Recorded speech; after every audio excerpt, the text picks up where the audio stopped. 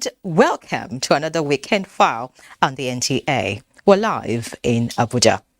A nationwide exercise has been carried out by all registered political parties in Nigeria to choose party standard bearers for the forthcoming general elections in 2023. While some parties adopted indirect choice, others opted for consensus candidates, while the major parties adopted direct primaries. The choices of the parties were informed in line with the new Electoral Act, which provides for 3 methods of selecting standard bearers for the general elections. The APC, for example, like the PDP, adopted direct primaries that led to the emergence of Bola Ahmed Tinubu and Atiku Abubakar. Labour Party opted for consensus candidate in the person of Peter Obi. And in provision with the Electoral Act, the parties have forwarded their results online to the Independent National Electoral Commission, INEC. INEC is now awaiting submission of names of running mates, especially with the governorship and presidential elections. Most parties have gone back to plan how to embark on the general elections, having fulfilled the minimum of 180 days after the primaries. So, how will the political parties fare in their campaigns, and how would Nigerians buy into their ideologies? The major focus remains people's acceptance of the messages. Tonight on Weekend File is a cursory look at the new Electoral Act with party primaries. What's the hope for credible polls? We have updates from zones, while our guest is Nze Chidi Duru, Deputy Organizing Secretary of the All Progressives Congress. I am Ian Ray John. Thank you for joining us. First, the news.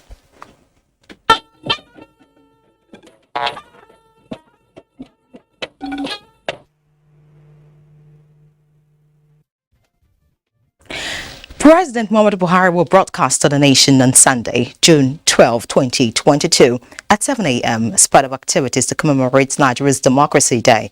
Television, radio stations and other electronic media outlets are enjoined to hook up to the network services of the Nigerian Television Authority and Radio Nigeria for the broadcast. Meanwhile, Ondo State government has cancelled this year's June 12 celebration. A statement signed by the Chief Press Secretary to the Governor, Richard Olatunde, says this is consequent upon the terror attack on worshippers at St. Francis Catholic Church, Owo, on Sunday, 5th June 2022. The cancellation, according to the statement, is to enable the entire people of Ondo State mourn their loved ones who lost their lives in the attack. Recall that the Ondo State Governor, Oluwarotimi Akeredolu, had directed that all flags in the state were flown at half-mast for 7 days in honor of the victims of the terror attack.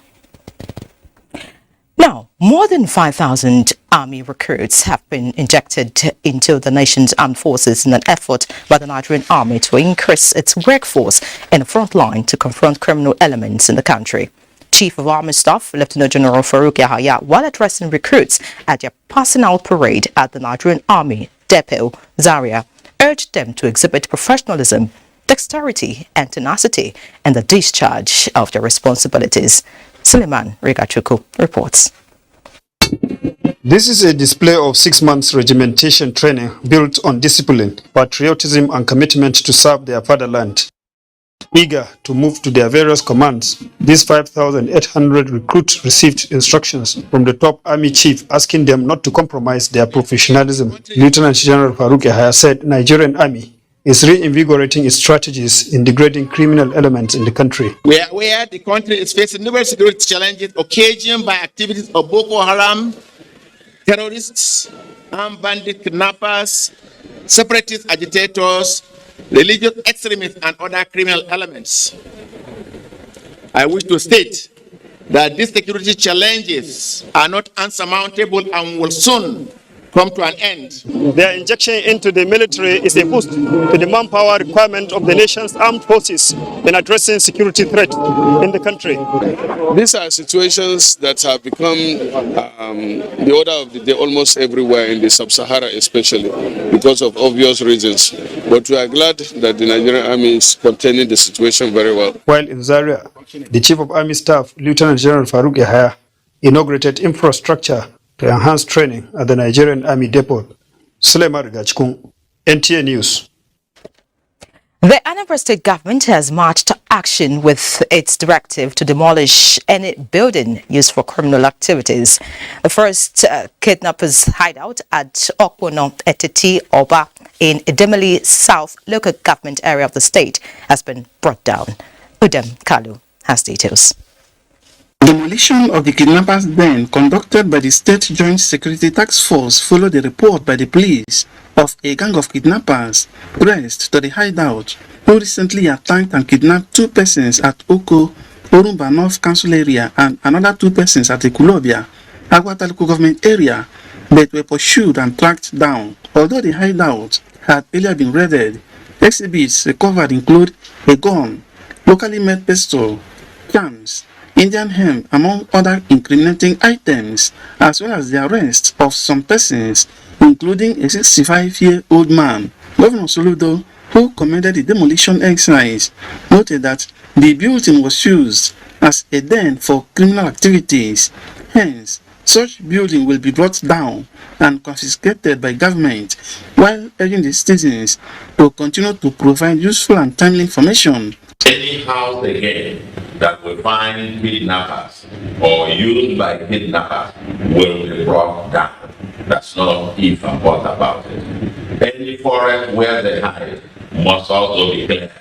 No place to hide for criminals in Anambra. Going forward, we are determined, and with the support of the people, we will overcome. The arrested suspects are expected to aid the police in their investigations. Inoka Ndemkalo, NTA News. And away from security matters, Nigeria has joined other countries across the globe to advocate a renewed commitment from the ILO towards helping nations of least developed and developing countries for the attainment of the Sustainable Development Goals, SDGs, by 2030. This was part of a request by the Nigerian government, employers and workers' representatives at the 110th International Labour Conference of ILO in Geneva, Switzerland. Emmanuel Ayemiro brings us details. With growing inequality gaps further compounded by the impact of COVID-19, leading to slow recovery, particularly among countries regarded as least developed. Achieving SDGs by 2030 is at a great risk.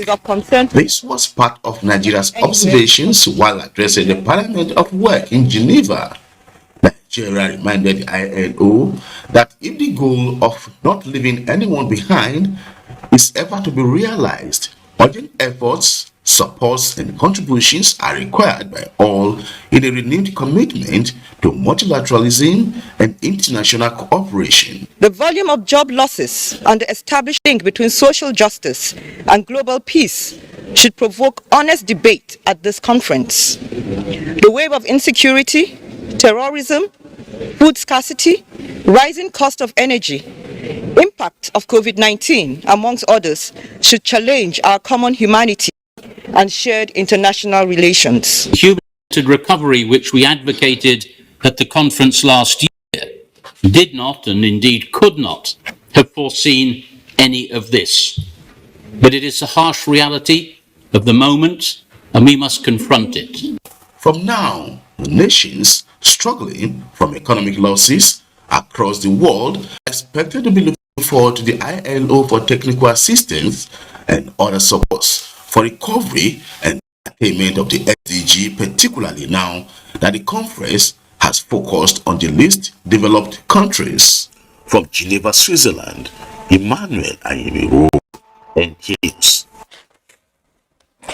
Back home, the Nigeria Deposit Insurance Corporation, NDIC, will enhance its collaboration with critical partners towards maintaining financial stability and resilience through an effective banking supervision and distress resolution. Managing Director, Nigeria Deposit Insurance Corporation, Bello Hassan, reiterated this fact while intimating members of the Senate Committee on Banking, Insurance and other financial institutions with the operations of the corporation at a retreat in Lagos. Ladi Salami reports. The Nigerian Deposit Insurance Corporation, NDIC, has public policy objectives that define the key role of deposit insurance system as a mechanism that protects depositors against the loss of their insurance. deposits in the event that the bank is unable to meet its obligations. The effectiveness of the corporation to achieve its public policy as well as risk minimization mandate of deposit guarantee, failure resolution, and bank liquidation in Nigeria, management says revolve around re-strategizing deposit insurance in the country. There's a need for them to really understand the system, our businesses, and our public policy objectives properly. It is only within that context they will be able to appreciate our requests, our budgetary challenges, if any. In maintaining its position as a key component of financial system safety net that protects depositors and sustain financial stability, the deposit insurance system, stakeholders say, should be used to enhance public confidence in the banking system. Pertaining the economy, pertaining the operations of the banks themselves. So the 2 years or even more that COVID took some people aback, and I will feel that it's time to re-strategize, probably do something new, all in the interest of the banks that will supervise. The Senate Committee on Banking and Finance assured management staff of the corporation of a continuous provision of legal and institutional framework to guide their operations. Retreat is yet another indication and demonstration of the progress we have all made in forging a solid, sustainable, and workable relationship in the overall interest of our country. The 2022 NDIC Stakeholders Retreat has a seat team, Deposit Insurance in Nigeria, strategizing for tomorrow. In Lagos, Abolaji Salami, NTA News. Time for a first break. Please stay. Welcome back. The omission by the National Assembly during the passage of the Electoral Act 2022 has impacted on the power dynamics as the political parties elect their candidates for the 2023 general elections. Timothy Yusuf tells us how this has reconfigured the internal party workings. The new Electoral Act has set templates for electoral practice, and things and items that used to be regarded as internal affairs of the political parties have been elevated from internal affairs to be part of the act.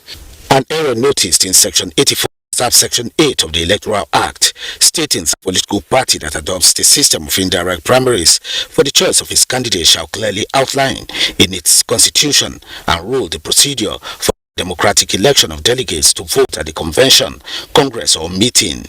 This means only delegates elected for that purpose can vote at the convention. Although this section existed in the repealed Electoral Act 2010, another provision of that law allowed elected officials and party chieftains to vote as delegates at primaries. Somehow, the federal lawmakers, who are some of the major victims of the omission, did not spot it until it became too late by their calculation.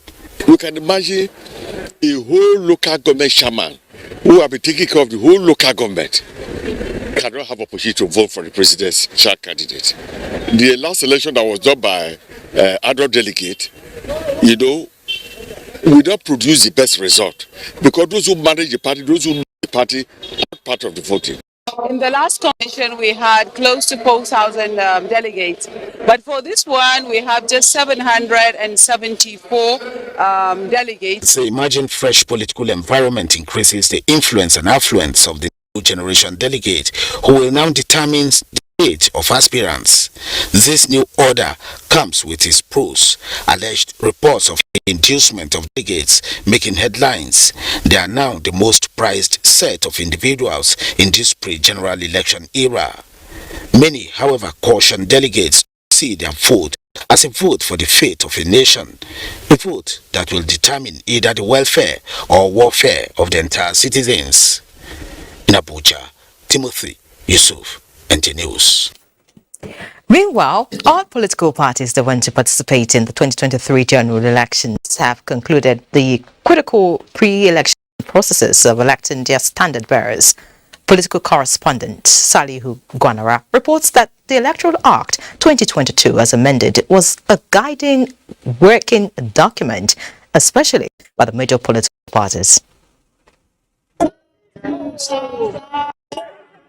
So far, political parties in Nigeria, particularly the dominant ones, the All Progressives Congress, People's Democratic Party, All Progressives Grand Alliance, among others, have solidified their relevance as political institutions, being conscious of the enormous task of recruiting another set of leaders at all levels ahead of the 2023 general elections.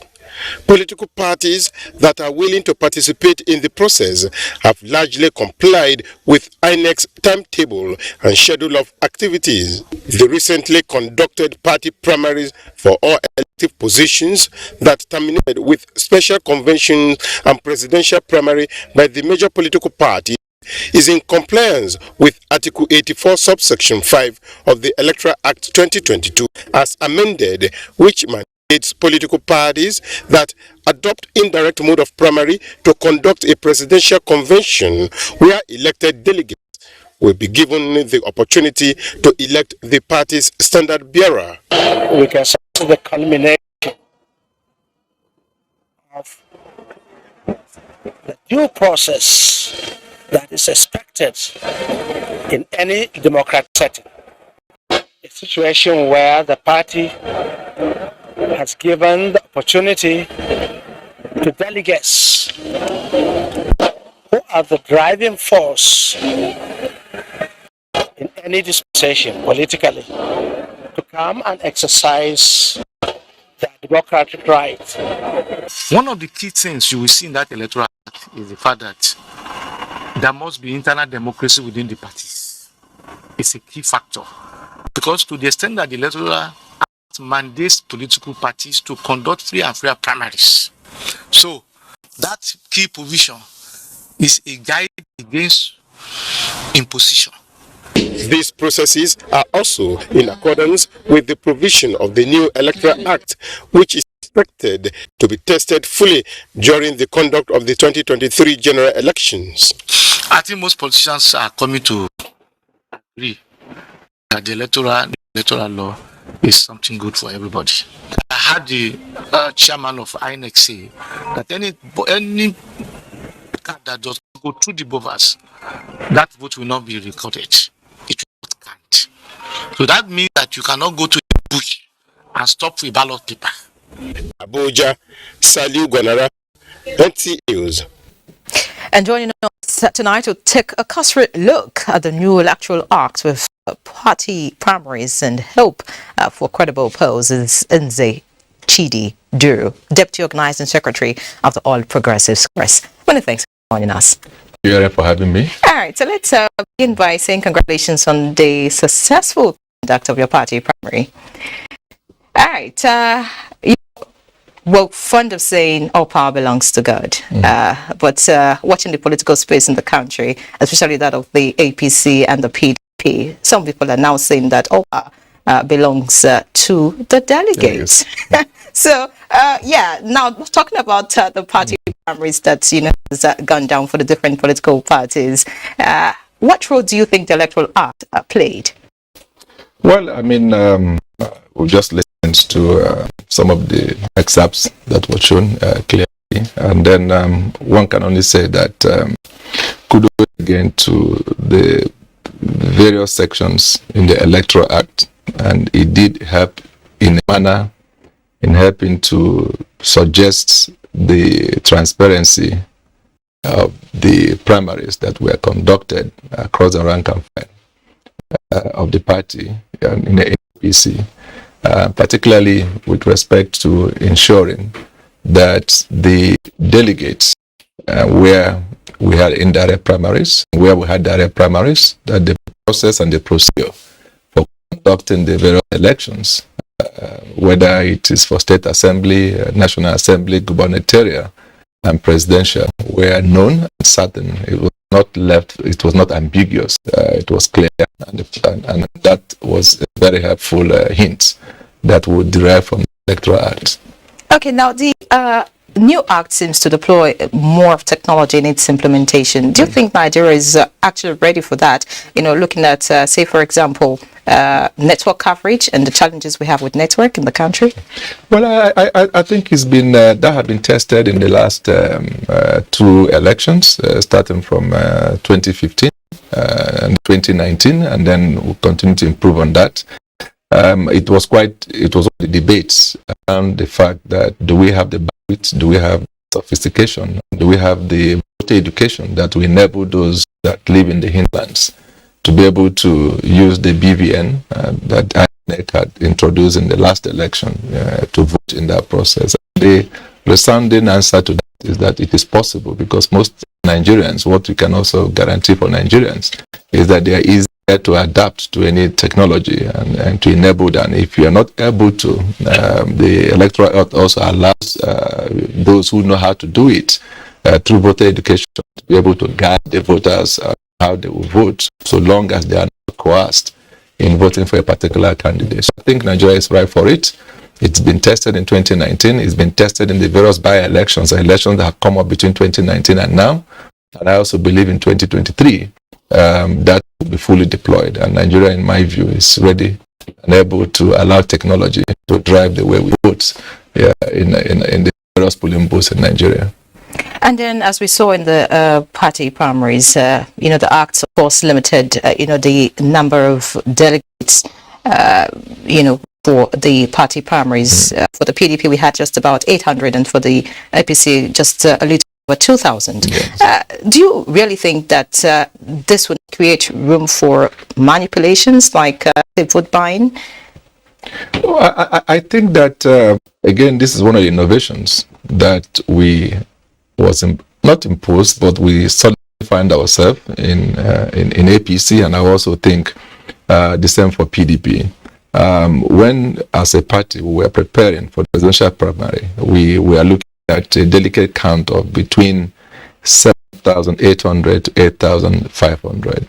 And then, in the course of the preparation, we discovered that in the Electoral Act, it provided that for those who would constitute the delegate, for them to become delegates, they will be democratically elected. Unlike the clear provisions of our constitution that did provide for those who are members of parliament, ministerial appointees of political appointees, and those who have held offices either as former chairman and members of the NWC and all of that. So with a clear provision of the Electoral Act, not foul of the Electoral Act, what we then did was go back to the drawing board and then now determine that for those who will become delegates to the National Convention will be the 3-man delegate that were elected at the local government level. And that now brought the delegate count to less than 2,000, a little bit shy of 2,500. And it was quite incisive.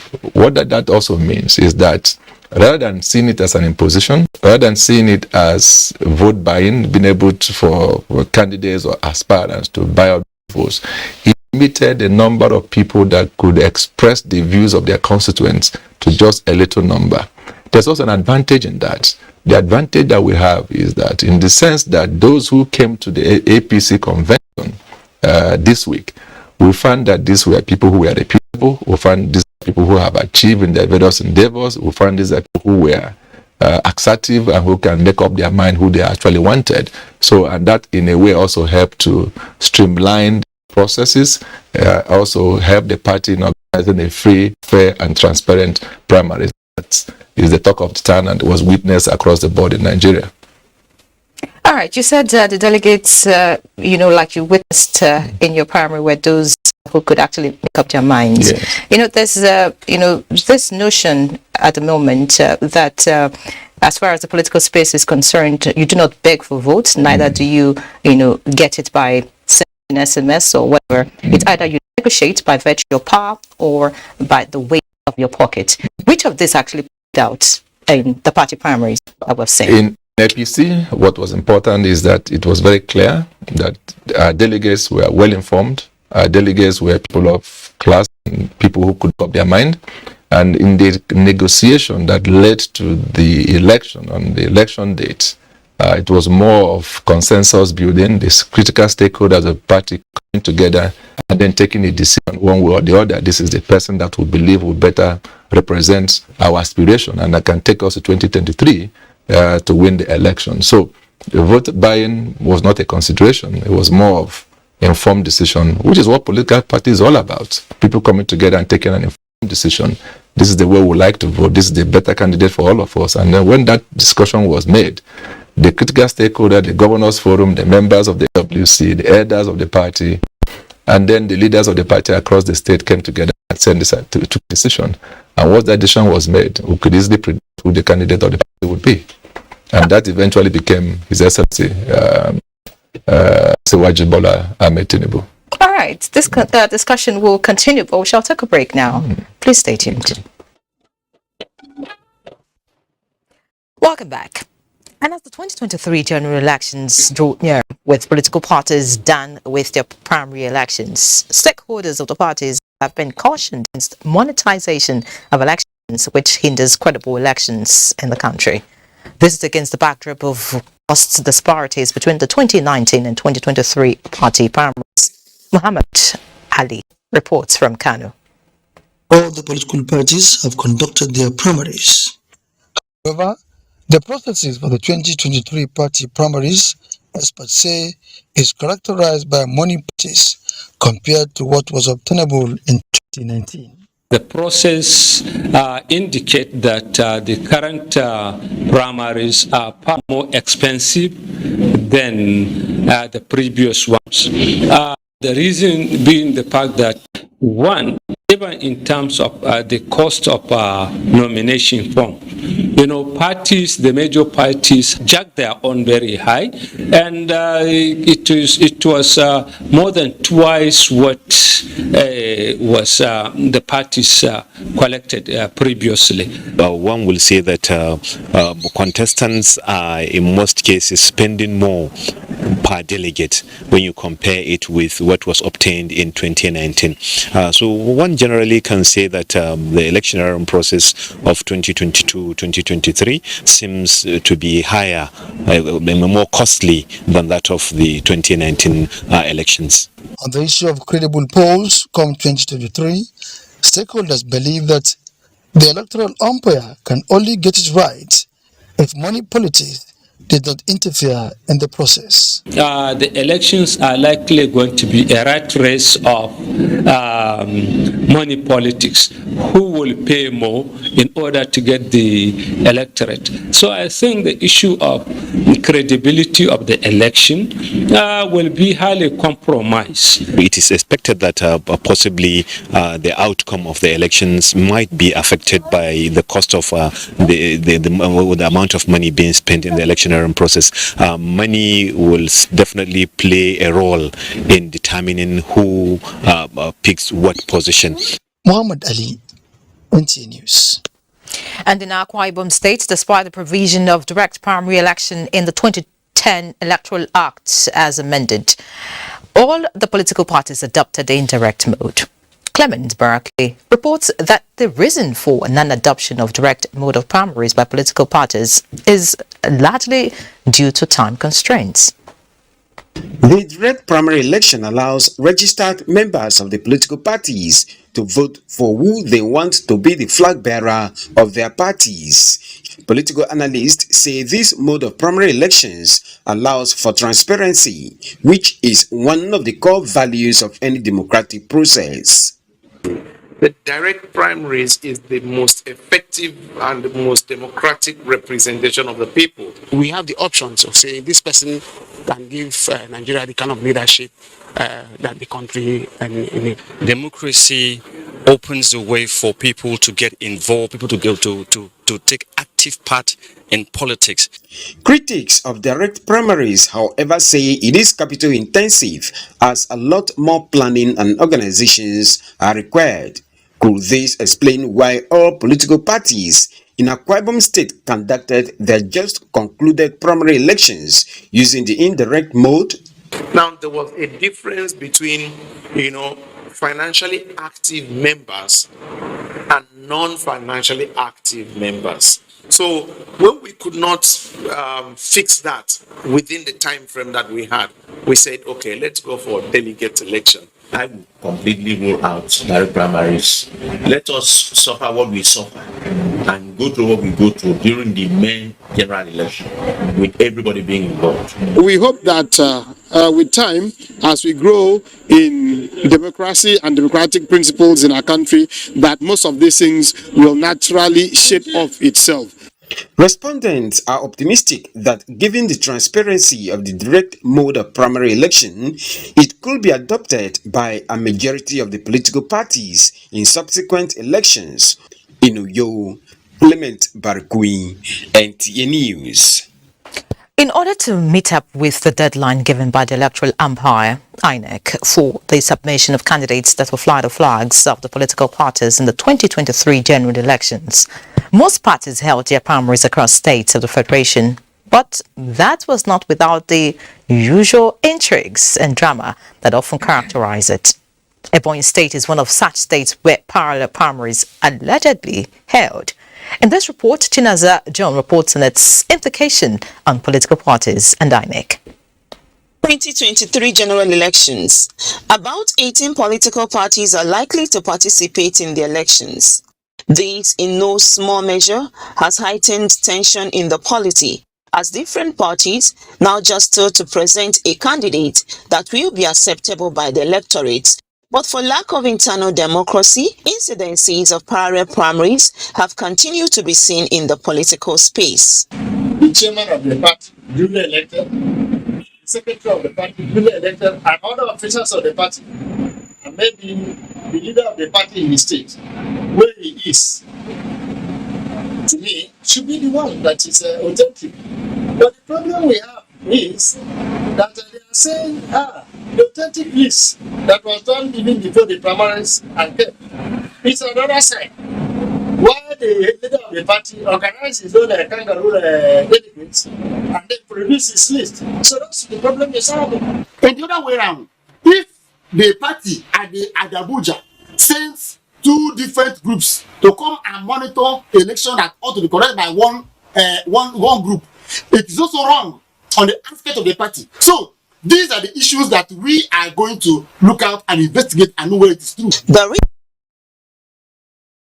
The primaries will be accompanied with litigations. Legal practitioners are hopeful of a better future if political parties will promote transparency and allow true democracy to hold sway in its process. The electoral umpire, on the other hand, should shun parties with internal crises until such is sorted out, so as to promote credibility and reduce wrangling in the electoral process. In Abakaliki, Chinaza John, NTA News. And still with us in the studio is the Deputy Organizing Secretary of the APC, Nze Chidi Duru. All right, so back to you. As we already mentioned, based on Section 84, subsection 12 of the Electoral Act 2022, which of course has reduced the number of delegates for the primaries. For the APC, I want you to tell us, did it actually reduce the cost of organizing it? The costs were the same. Section 84.12 actually deals with political appointees, not be able to become delegates to vote or be voted for in any congress or convention or meeting of the political party that will lead to nomination of officers, be it running for Senate or House of Rep or gubernatorial, senatorial or presidential election. But with the trimming down of the number of delegates to the National Convention, what that did in effect is that the costs of people coming into Abuja, affecting the resources and the logistics were greatly reduced. But the cost structure of putting together the very effective convention that we put together this week remained the same. The cost of hiring the hall was the same. The cost of setting up the stage was the same. The cost of setting up the event was the same. And then, of course, the infrastructure of the delegate count was the same. So, in effect, it did not actually impact on the cost of hosting the convention, but it only impacted on the cost of the number of delegates that we accredited to vote on the date of the convention. All right, nice. Now, start looking at the Electoral Act and specifically at Section 29 Section 1 of the Electoral Act 2022, which actually, talks about the early conduct of party primaries and submission of candidates list and all of that. How do you think this would affect, the preparations of the political parties ahead of the 2023 general elections? What that had done in effect is to make it more transparent. It makes it more easier for political parties to conduct their primaries, know who their candidates are, and then submit their candidates to INEC, which is currently ongoing as we speak. Only 2 weeks ago, a political party, the APC, set up a small team within the party called the Primaries Committee that took responsibility for conducting party primaries across Nigeria. That having been done, that led to the conduct of the presidential primaries only this week. The committee had been meeting in the last 2 days, and the final meeting will be probably on Monday or Tuesday to begin to vet and then collate the total number of candidates in the State Assembly, National Assembly, gubernatorial, and presidential to now begin to upload it to INEC. That process with respect to National Assembly and presidential will come to an end on Friday.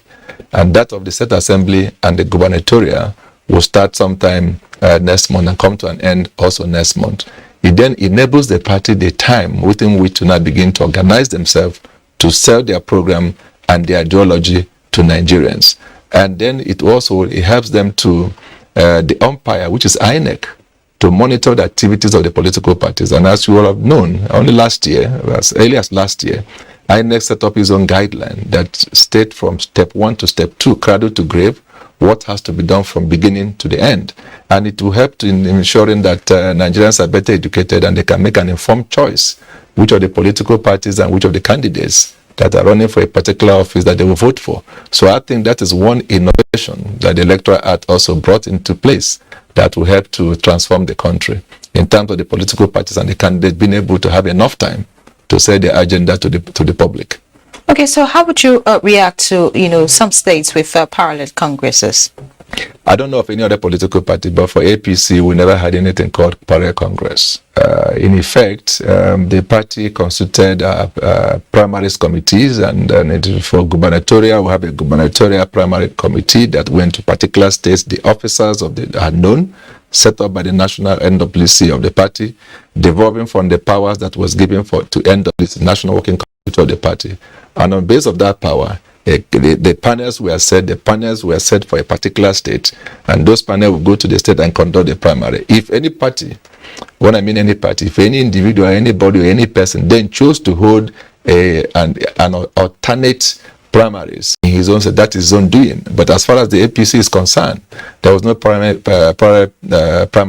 in any of the elections that we conducted. In your own assessment, looking at the primaries that has been conducted across the states, looking at the presidential primary, not just for APC now, across all the political parties, do you really think that we are closer to more credible polls come 2023 than we were in 2019? If APC could conduct a transparent primaries, I will imagine that INEC would be in a better position to even do much more. I think our democratic process have also matured. INEC have over the years continued to demonstrate that they've continued to make progress in terms of the conduct of elections as we have. Then one can only continue to pray and hope that what happened in 2019 will be better than 2023. And some of the elections that were conducted, particularly the Anambra election, which I think is the last election INEC have conducted, which is last year, November, one can always say that election was free and transparent. And on the back of that, one will also hope what we have in 2023 will be a better version of what we had in 2019. Talking about a better version, looking at the actors that have emerged, across the different political parties, what do you see, for the future of this country? I will speak for APC. What is clear is that our delegates spoke very loudly, and the candidate that emerged is a candidate Nigerians already know. Is a candidate that's tested in his private life and his public life. He was a senator. From being a senator, he became the executive governor of Lagos State. We could see the transformation of Lagos State. He set most of the policy framework on the basis of which the foundation and based on which Lagos is run today. And we think that he's a doer, he walks his talk. And when he, in his acceptance speech, he said something that was very significant. And he said a friend of his came to him and said, no, look, people are suffering. Nigerian is not doing well. And he asked why. And the man said, you know, that he's seeing that not more containers are coming, less number of containers are coming into the country. And you look at the man and say, look, my understanding of what you're saying to me is that Nigeria is actually an import-dependent economy. But in his own vision, we should be thinking of an export-oriented economy than importing from overseas. And that was a clear statement that he has got the vision to introduce enabling environment that Nigerians, wherever they are, with the best of ability, can do the best for the country. He will secure Nigerians both limb and property wherever they are. And then more importantly, will be that the trust which was the economy will be on the front burner. So for us as APC, we elected our candidate and we believe that he has a vision and we believe he has the trust factor that Nigerians can look at and say, look, he will drive the economy and Nigerians will be the better for it. All right, talking about Nigerian being the better of it, we're done with the primaries where the delegates are king. We're moving to the election where, of course, the voters will be king. Yes. Do you really think, because you mentioned, talking about the delegates, that, they were well informed and, of course, people who knew what they wanted and going to make the right decisions. Do you really think that, those who are the electorate now, who will be king in the elections, do you really think that they're better informed than they were in 2019? Do you really think they're better positioned now, to do what is right in terms of electing the right candidate, for the different positions? I think the point you made with respect to the relevant section in the electoral that gives enough time for political parties to sell their manifesto or their agenda to the Nigerian public is an instrument that would be used by parties and the candidates to better inform the electorate what they stand to gain should they elect the party and the candidate into any of the offices. And I think that voter education is quite important. And over the years, in the last few months, INEC had helped more on educating the public. And then the political parties will have more time now to campaign and take their manifesto to the nook and crannies of Nigeria. APC is well prepared for that. We've set up a structure around it. In the next few days, following compliance with nominating our candidate and uploading various candidates into the INEC portal and issuing the relevant certificate clearance to a political party. The next stage will now be to set up a campaign committee that will begin to sell the agenda to the Nigerian public.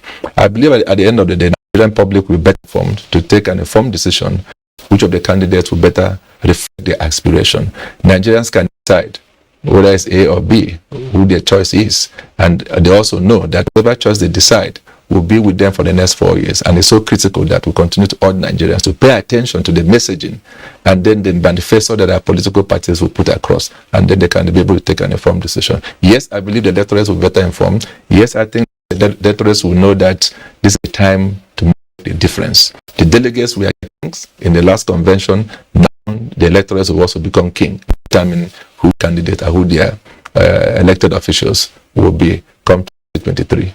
Thank you so much for your thoughts. And of course, I like, the fact that you said whatever the choice is, will determine what our fate will be in the next 4 years. Very important. And I'm sure that everyone would actually keep that in mind. Many thanks, Deputy Organizing Secretary of the APC, Nze Chidi Duru, for joining us. Thank you, Larry. It's always a pleasure to be here. All right. Weekend File will continue after this break. Please stay. Glad to have you back. Let's now have a bit of sports as Nigeria's Golden Eaglets defeats Ghana's Satellites in Waffle B Zone U Under-17 match. For more on sports, Enojo Adiko is our guide. Eaglets have defeated their Ghanaian counterparts 4-2. Some matches in the Nigerian Professional Football League showed that Katsina United to host bottom-of-the-table team MFM, while Kano Pillars are to entertain Wiki Tories of Bauchi. Former Kwara United player Francis Onyebulam held the team hostage in Aba, refusing the players to move out of their hotel with their constable, which made them not to train, claiming that the club is owing him 3 million naira. That unsettled the players and the handlers. As such, the match between them and Enyiba will not hold against today, Saturday. It will be played Sunday morning. Francis Onyebulam had also at Kwara United in Uyo after training when the Ilori-based team went to play Akwa. All right, with sports done, let's now take a quick peep at the weather outlook for Sunday.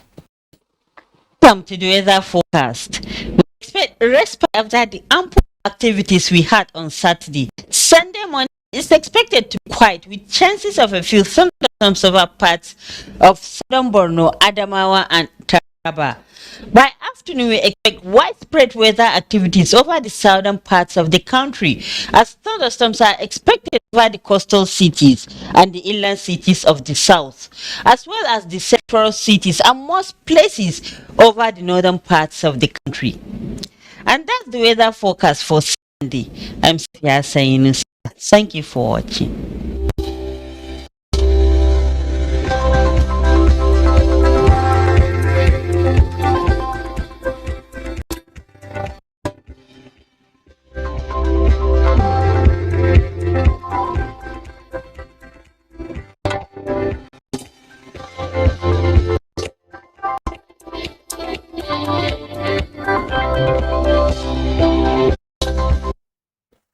And so it's a wrap on Weekend File tonight. Many thanks for your time, and please remember, be a star, stand against rape and rapists. I'm Henry John. Have a good night.